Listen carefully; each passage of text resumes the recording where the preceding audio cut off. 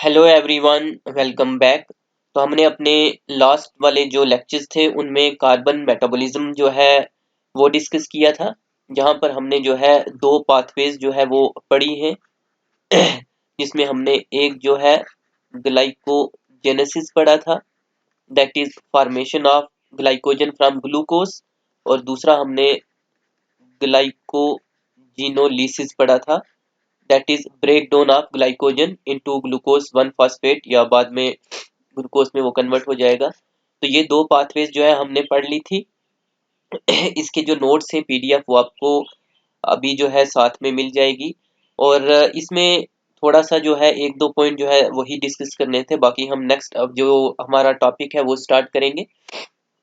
यहाँ पर जो इसकी रेगुलेशन है उसमें जो है दो इंजाइम्स हैं, उसका थोड़ा सा सारी हार्मोन्स हैं उनका थोड़ा सा रोल है, वो हम यहाँ पर बस डिस्कस करेंगे, बाकी नेक्स्ट टॉपिक जो है स्टार्ट करेंगे। तो यहाँ पर जो ग्लाइकोजिनोलिसिस हमने लास्ट टाइम पढ़ा था, इसमें मैंने आपको लास्ट में बताया भी था थोड़ा सा कि ग्लूकागॉन जो हार्मोन है उसका रोल रहता है, और एपिनेफ्रिन जो हार्मोन है उसका रोल जो है वो यहाँ पर रहता है।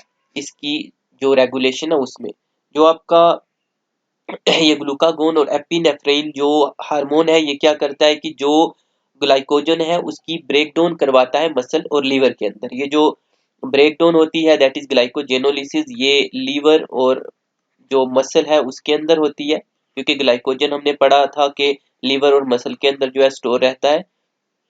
तो जो ब्रेक डाउन होगी वो ग्लाइकोजन और एपिनेफ्रिन जो है वो करवाएंगे ग्लाइकोजन की, उसकी स्टिमुलेट करते हैं।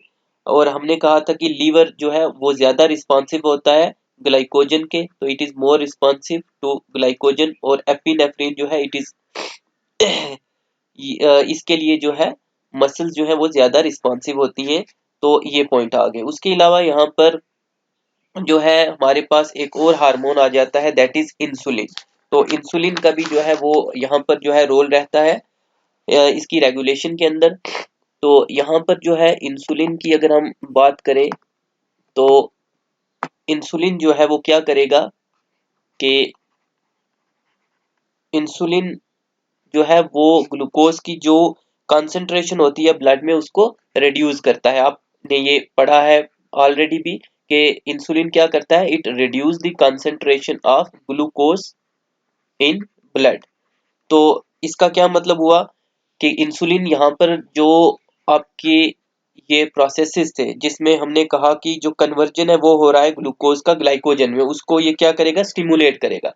तो जो इंसुलिन है वो क्या करेगा कि ग्लूकोज से जो है वो क्या बनवाएगा, ग्लाइकोजन, दैट इज ग्लाइकोजेनेसिस। तो जो इंसुलिन है वो स्टिमुलेट करेगा, वो स्टिमुलेट क्या करेगा, कौन से प्रोसेस को, ग्लाइकोजेनेसिस को, यानी कि जो फॉर्मेशन है ग्लाइकोजन की फ्रॉम फ्रॉम ग्लूकोज।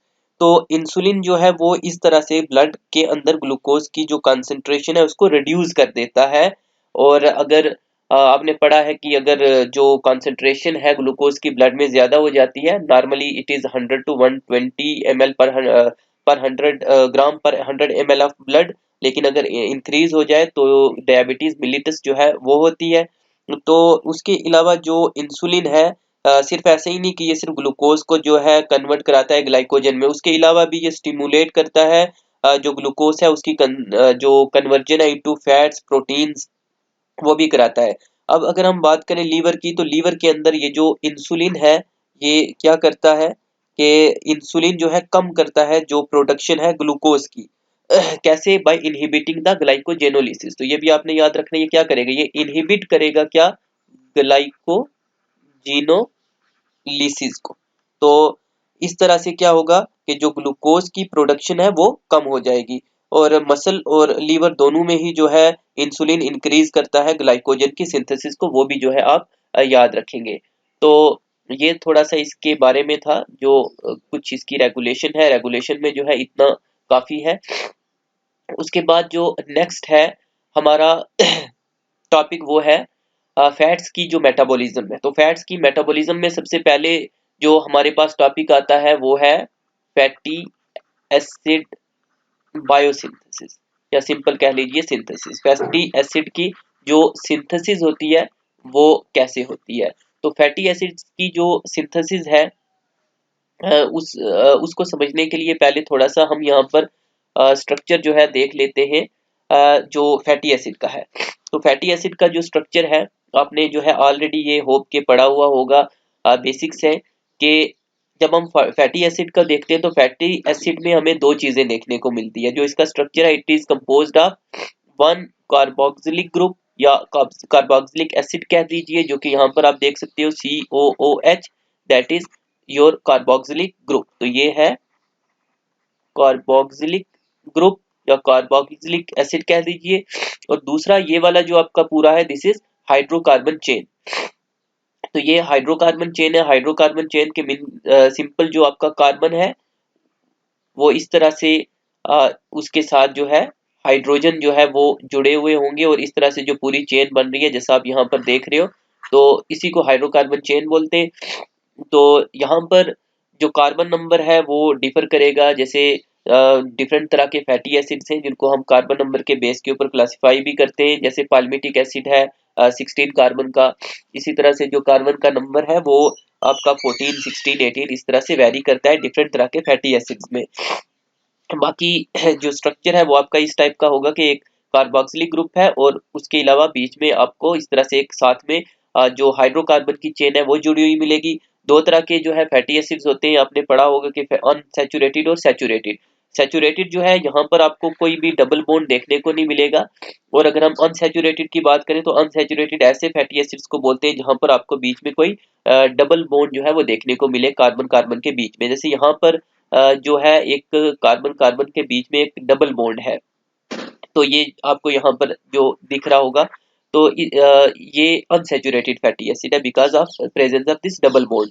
तो एक डबल बॉन्ड या दो डबल बॉन्ड हो सकते हैं। तो यहाँ पर अगर हम इसकी क्लासिफिकेशन देखें ऑन द प्रेजेंस ऑफ या एब्सेंस ऑफ कह लीजिए कि कार्बन कार्बन डबल बॉन्ड, इसको हम सैचुरेटेड या अनसैचुरेटेड के अंदर जो है वो कर सकते हैं। लेकिन जो हमारा टॉपिक है हम सीधा उसी की तरफ आते हैं। तो जो फैटी एसिड की बायोसिंथेसिस है उसकी जो सबसे पहले तो हम ये देखते हैं कि जो लोकेशन है कि जो फैटी एसिड की सिंथेसिस है वो कहाँ पर होगी। तो फैटी एसिड जो सिंथेसिस है it takes place in the cytosol of the cell. तो ये जो है साइटोसोल के अंदर जो है जो पूरा प्रोसेस है सिंथेसिस का वो होता है। और यहाँ पर अगर आप बात करें एनिमल सेल की तो उसमें साइटोसोल में ही होगा, बट प्लांट्स के केस में जो है आपको जो है ये क्लोरोप्लास्ट के स्ट्रोमा में और प्लास्टिड्स में भी देखने को मिल सकता है। बट हम अगर एनिमल सेल वगैरह की बात करें तो ये साइटोसोल के अंदर ही होगा। और जो फैटी एसिड की सिंथेसिस है इसके लिए जो है आपको चाहिए एसिटाइल कोएंजाइम ए और उसके लिए NADPH। ये दो जो आपको अगर हम बात करें कि रिक्वायरमेंट्स क्या है तो एसिटाइल कोएंजाइम ए चाहिए, NADPH चाहिए एज अ रिड्यूसिंग एजेंट। और उसके अलावा यहाँ पर जो है एनर्जी चाहिए ATP की फॉर्म के अंदर और कुछ एंजाइम्स जो है वो यहाँ पर एक्ट करेंगे। NADPH की अगर हम बात करें तो ये एक प्रोसेस होता है, एक पाथवे होती है पेंटोस फॉस्फेट पाथवे, उसके थ्रू जो है प्रोड्यूस होता है पेंटोस फॉस्फेट पाथवे, जो कि कार्बोहाइड्रेट के ही मेटाबॉलिज्म में आ जाता है। बट वो हमें सिलेबस में नहीं था तो हमने डिस्कस नहीं किया है। बट ये एक पाथवे होती है जो कि जैसे हमने ग्लाइकोलिसिस पढ़ा था तो उसी के ही जो है आप कह सकते हो कि इक्विवेलेंट एक पाथवे होती है पेंटोस फॉस्फेट पाथवे। तो इस पाथवे के थ्रू जो है NADPH जो है वो बन जाते हैं। तो NADPH की रिक्वायरमेंट तो इस पाथवे के थ्रू जो है वो कंप्लीट हो जाती है। लेकिन अगर हम बात करें एसिटाइल कोएंजाइम ए की तो हमने इसके बारे में पढ़ा भी था कि एसिटाइल कोएंजाइम ए जो है ये आपके जब हम पढ़ रहे थे जो पाइरूवेट है उसकी कन्वर्जन ग्लाइकोलिसिस के बाद के पाइरूवेट जो है वो एसिटाइल कोएंजाइम ए के अंदर कन्वर्ट हो जाता है माइटोकॉन्ड्रिया के अंदर। तो यहाँ पर जो प्रोसेस चलना है फैटी एसिड की बायोसिंथेसिस का वो चलना है साइटोसोल के अंदर। NADPH जो है वो जो बनता है पेंटोस फॉस्फेट पाथवे के थ्रू, ये भी जो है साइटोसोल के अंदर ही बनता है। तो NADH तो अवेलेबल है साइटोसोल में, बट एसिटाइल कोएंजाइम ए जो है इसका थोड़ा मसला बन जाता है क्योंकि एसिटाइल कोएंजाइम ए जो है वो साइटोसोल के अंदर प्रेजेंट नहीं है, तो ये अभी साइटोसोल में नहीं है, क्योंकि जो आपका एसिटाइल कोएंजाइम ए है ये आपका माइटोकॉन्ड्रिया में जो है प्रेजेंट होता है। और वहां पर जैसे हमने पढ़ा था कि जो पाइरुवेट है वो उससे जो है आपका बनता है क्या, एसिटाइल कोएंजाइम ए। तो अब जो माइटोकॉन्ड्रिया है उससे बाहर एसिटाइल कोएंजाइम ए जो है वो ऐसे जो है ट्रांसपोर्ट नहीं हो सकता, क्योंकि वहां पर उसको ट्रांसपोर्ट करने के लिए कोई भी ट्रांसपोर्टर जो है वो अवेलेबल नहीं है। तो इसलिए एक मैकेनिज्म होता है जिसके थ्रू जो ये एसिटाइल कोएंजाइम ए है ये क्या करेगा कि वहां से जो है माइटोकॉन्ड्रिया की जो मेम्ब्रेन है उसे बाहर आएगा। यानी अगर आप ये कह लो कि ये माइटोकॉन्ड्रिया की जो है सेम मेम्ब्रेन है, इनर मेम्ब्रेन, आउटर का चक्कर नहीं होता, मेन जो हिंड्रेंस है वो इनर मेम्ब्रेन की होती है। तो इनर मेम्ब्रेन है, तो यहाँ पर आपका है एसिटाइल कोएंजाइम ए। अब इसने यहाँ से के बाहर निकल करके आना है, ये से कि आपका साइटोसोल वाला एरिया है, तो एसिटाइल कोएंजाइम ए ने बाहर निकल करके आना है कहाँ, साइटोसोल में। बट मसला क्या है कि इसके लिए कोई भी जो ट्रांसपोर्टर वगैरह है वो यहाँ पर अवेलेबल नहीं है। तो इसलिए अब जो है यहाँ पर एक हमारे पास मैकेनिज्म होता है जो क्या करता है कि हेल्प करता है इस एसिटाइल को एंजाइम ए को जो है ट्रांसपोर्ट करने में बाहर, और उस मैकेनिज्म को हम बोलते हैं acetyl co enzyme A shuttle system. तो उसको हम जो है बोलते हैं क्या, acetyl co enzyme A shuttle system. तो इस सिस्टम के थ्रू क्या होगा कि जो एसिटाइल कोएंजाइम ए है वो क्या करेगा कि ये से कि माइटोकॉन्ड्रिया है, माइटोकॉन्ड्रिया, तो माइटोकॉन्ड्रिया से ट्रांसपोर्ट होगा कहाँ, साइटोसोल में। अब इसमें होता क्या है कि एसिटाइल कोएंजाइम ए क्या करता है कि हमने जो है क्रेब्स साइकिल में भी ये चीजें पढ़ी थी कि क्रेब्स साइकिल के माइटोकॉन्ड्रिया में प्रेजेंट होता है ऑक्सैलो एसीटेट। तो जो एसिटाइल कोएंजाइम ए है वो क्या करता है कि ऑक्सैलो एसीटेट जो है इसके साथ में क्या करेगा कि रिएक्ट करता है, और रिएक्ट करने के बाद ये इसके साथ बनाता है क्या, सिट्रेट। जो हमने पढ़ा था कि ये क्या बनेगा, सिट्रेट। तो सिट्रेट बना। अब जो सिट्रेट है वो यहाँ से आएगा कहाँ, साइटोप्लाज्म में, क्योंकि सिट्रेट जो है वो जो है इजिली ट्रांसपोर्ट हो सकता है, वो क्रॉस कर सकता है माइटोकॉन्ड्रिया की मेम्ब्रेन को। तो सिट्रेट जो है बाहर आ जाएगा साइटोसोल के अंदर। अब जब साइटोप्लाज्म के अंदर या साइटोसोल के अंदर सिट्रेट आ गया, तो अब ये जो सिट्रेट है ये दोबारा से जो है इसकी ब्रेक डाउन होगी किसमें, एक तो आपके एसिटाइल को एंजाइम ए के अंदर, और दूसरा जो है ये वहां यहाँ से वापस से रिलीज कर देगा ऑक्सैलो एसीटेट। तो सिट्रेट जो है वो वापस से जो है टूट जाएगा एसिटाइल कोएंजाइम ए में और ऑक्सैलो एसीटेट के अंदर। अब हमें क्या चाहिए था, एसिटाइल कोएंजाइम ए, वो जो है बाहर आ चुका है, तो इसको देन हम फैटी एसिड जो बायोसिंथेसिस है उसमें यूज कर सकते हैं। लेकिन यहाँ पर एक और मसला बन जाता है कि जो ऑक्सैलो एसीटेट है ये अब बाहर आ चुका है, तो इसको भी माइटोकॉन्ड्रिया में होना चाहिए था, क्योंकि क्रेब्स साइकिल वगैरह वहां पर होगी और इसकी वहां पर जो है जरूरत है। लेकिन ये भी जो है वापस से क्रॉस नहीं कर सकता जो माइटोकॉन्ड्रिया है उसकी मेम्ब्रेन को, तो ये भी पार नहीं कर सकता। तो क्या होगा कि ये जो ऑक्सैलो एसीटेट है ये भी जो है कन्वर्ट होता है मैलेट में। ये हमने क्रेब्स साइकिल में पढ़े भी हैं, क्रेब्स साइकिल के इंटरमीडिएट से। तो ऑक्सैलो एसीटेट जो है वो कन्वर्ट होगा मैलेट के अंदर, और देन जो ये मैलेट है ये क्रॉस कर सकता है जो मेम्ब्रेन है माइटोकॉन्ड्रिया की, तो उसको जो है पार करके जो ये जो है यहाँ पर आ जाएगा मैलेट वापस से माइटोकॉन्ड्रिया में, और मैलेट जो है उससे वापस से रीजनरेट हो जाएगा क्या, ऑक्सैलो एसीटेट। तो इस पूरे सिस्टम को हम बोलते हैं acetyl coenzyme A shuttle system. ये इसलिए इंपॉर्टेंट है क्योंकि एसिटाइल कोएंजाइम ए जो है उसको हमने क्या करना है कि बाहर साइटोप्लाज्म के अंदर लेके आना है जहां पर बायोसिंथेसिस फैटी एसिड की होगी, क्योंकि जो फैटी एसिड की सिंथेसिस होती है वो एसिटाइल कोएंजाइम ए से ही होती है, बट ये अवेलेबल नहीं होता वहां पर।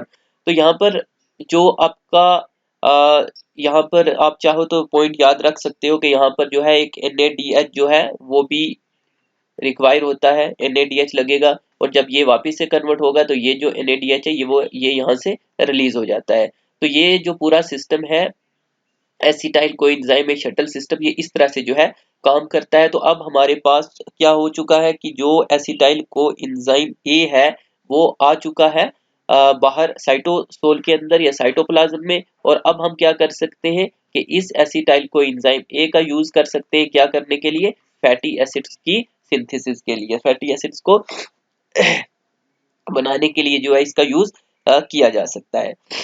तो अभी जो ये पूरी पाथवे है सिंथेसिस की, इसको थोड़ा सा यहाँ पर जो है हम देख लेते हैं।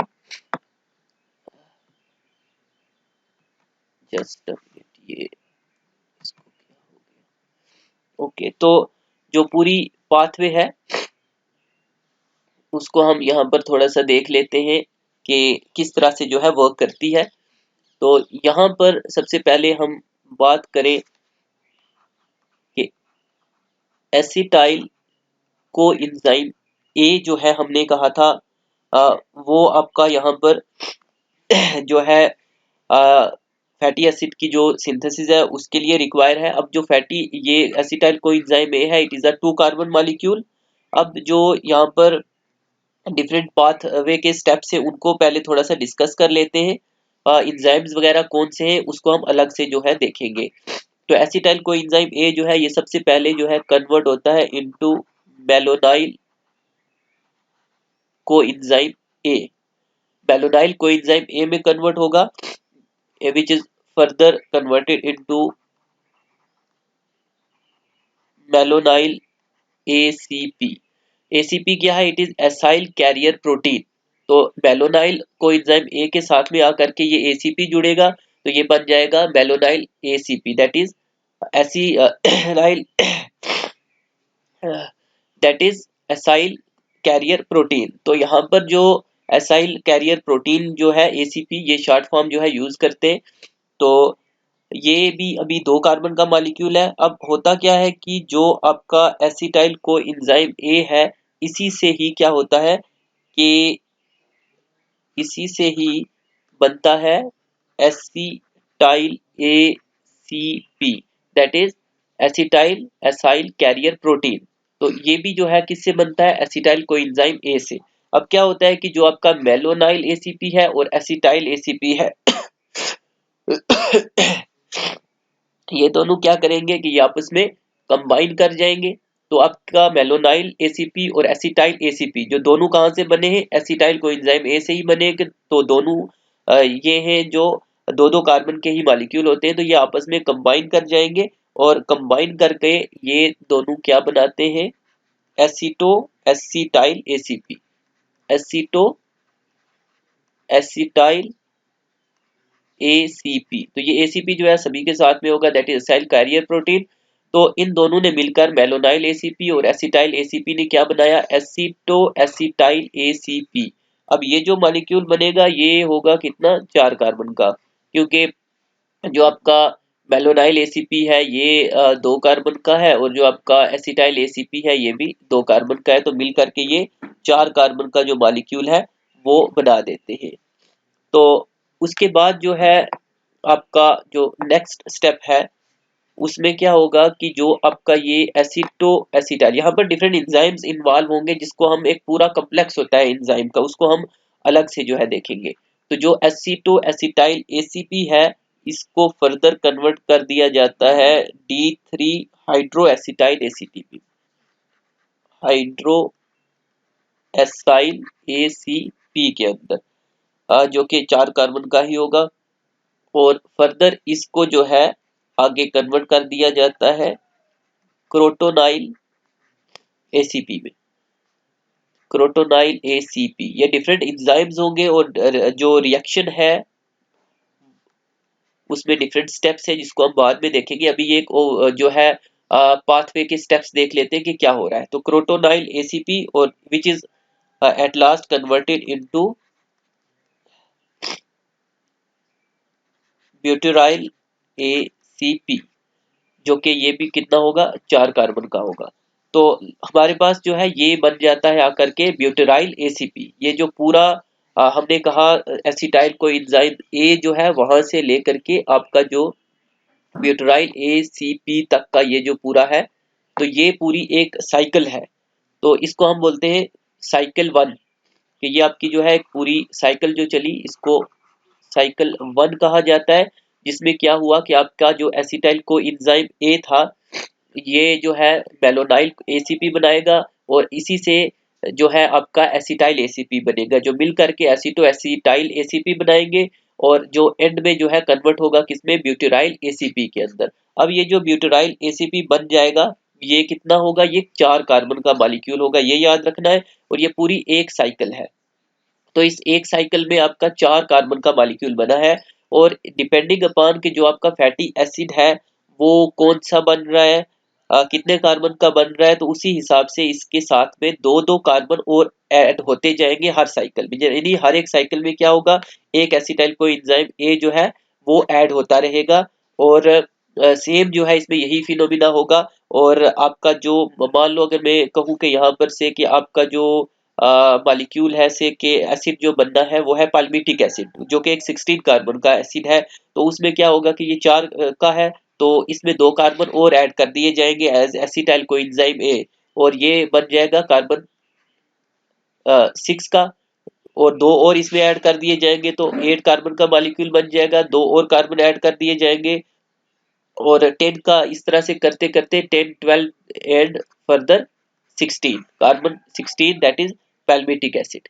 तो इस तरह से हम कह सकते हैं कि पाल्मिटिक एसिड जो है उसकी सिंथेसिस होगी। तो स्टार्टिंग में ये आपका 4 का बनेगा, देन दो दो आपके कार्बन जो है एसिटाइल कोएंजाइम ए जो है वो इसमें ऐड किए जाएंगे। और इस तरह से जो है डिफरेंट साइकिल, यानी ये साइकिल 1 है।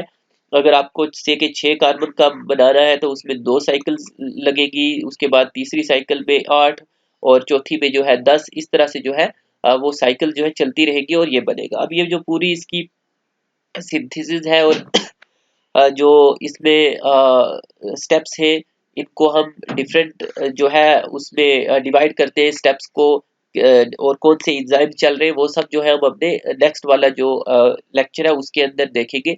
अभी जो है आप बस इसको थोड़ा सा याद रख सकते हैं इस पाथवे को, कि ये वाली चीजें इसमें चल रही है, क्योंकि ये जो पाथवेज है या कुछ इसको आपको याद रखना पड़ता है। बाकी इसमें एंजाइम्स का और जो स्टेप्स है कुछ, उनकी हम जो है बात करेंगे नेक्स्ट वाले जो लेक्चर है उसके अंदर। So that is it from today. आज जो तबीयत है वो थोड़ी इसी तरह थी, तो